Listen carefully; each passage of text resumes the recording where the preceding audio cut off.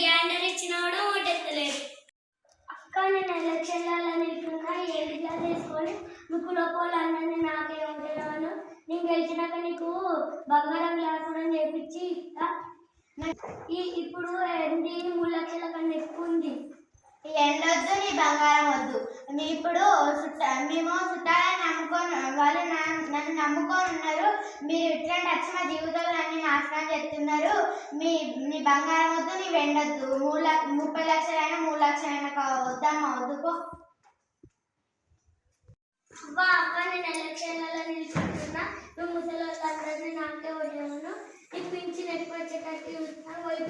ఈ పైసలు నీ దగ్గర ఉంచుకోవాలి. నేను ఇప్పుడే కార్తీకి కాలు రాకుండా నా జీవితం ఆల్రెడీ నాశనం అయిపోయింది. నా పిల్లల జీవితాలు కూడా నాశనం కాకుండా ఎవరైతే చూసుకుంటారో వాళ్ళకి ఇస్తాను. అమ్మకో ఈ ముసలి వాళ్ళు కూడా పైసలకి లొంగుతలేదు. ఈసారి నేను గెలవడం కష్టమే.